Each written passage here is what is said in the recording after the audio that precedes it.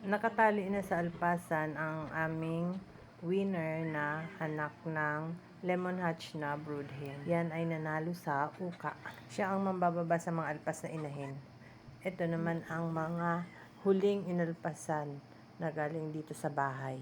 Yan ay anak ng aming white na broodhen. Ang bilis nilang lumaki. Kada punta ko doon ay nagugulat ako sa laki ng manok. Matatangkad silang lahat. At yan, naghahabulan na rin, kaya yung isa dyan ay medyo papilay-pilay na. Hinuhuli namin ang mga pasaway na stags kapag nangahabol ng mga inahin at nangahabol din ng kapwa nila stags. Nilalagay namin sa hardening bago itali sa cording area. Ayan. Gahapon na yung mga yan.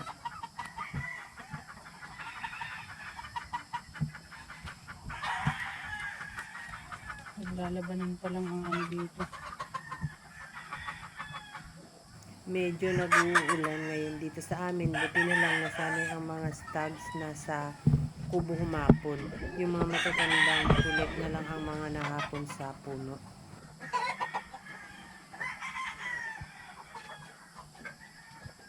Dadalhin ko na sa bahay.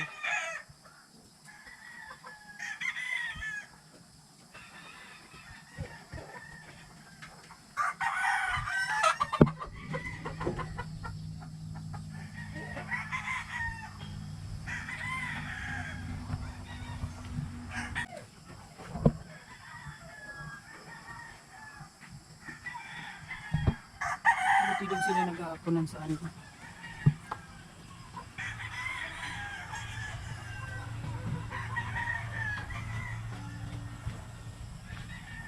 That's all mga kanokis. Thank you so much for watching. Please like, share, and follow for more.